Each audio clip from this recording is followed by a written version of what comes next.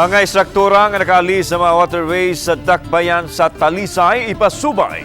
Mga mitigating measures sa pagbaha sa bisan asang dapit sa dakbayan, ilabi na sa mga eskwelahan, gipapaspasan nga mapahimo human sa grabing pagbaha sa niaging simana. Talisay City Engineering Office nakigalayon sa DPWH sa mga lakang nga masolusyonan ang problema sa baha. Ani ang report? Niadtong Nobyembre 2 na sinati ang pagbaha sa Dan-en Bacalso sa Barangay Bulacau, Dakbayan sa Talisay. Tagatuhod usab ang pagbaha sa gawa sa sementeryo sa Barangay Poblasyon. Gisud usab sa baha ang mga bahay sa Dumlog ug sa Barangay Kansuhong nang lutaw na gani ang ubang mga gamit sa mga mulupyo.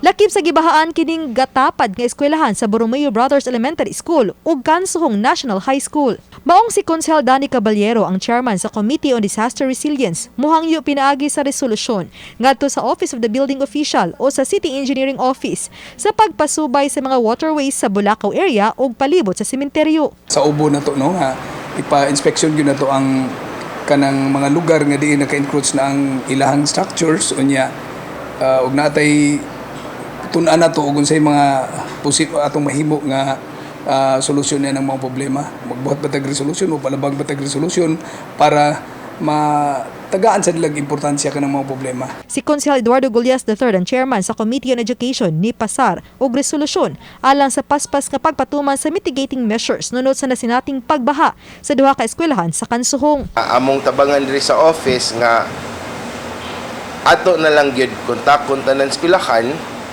kontakon na tanan eskwelahan and then mungutan na taon sa status ni life ng anak ako sa gumawan para kani siya banid solution atong nabuhat sa Kansuhong kay wa ta kibaw nga ang anak day ay lakuan pero sa other schools prevention atong buhaton.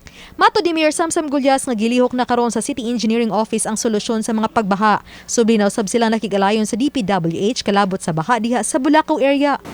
Ang sementeryo ang ako lang gitanaw daghan og mga private areas na angay nato suryahan para agianan sa tubig. So that's one thing that engineering has to do. Ang second, I talked to DPWH regarding Bulacau that they have to do certain engineering measures na kanang that is a national road kanang naay drainage on both sides pero tingali sa gagrabe sa bundak sa uwan. Ang DPWH 2nd Engineering District una nang mitug-an nga usa kini sa gipagahinan og pundo alang sa sunod tuig nilang drainage system project. Uban ni Cleofer Lumayag, ako si Famary Dumabok. Balitang Bisdak.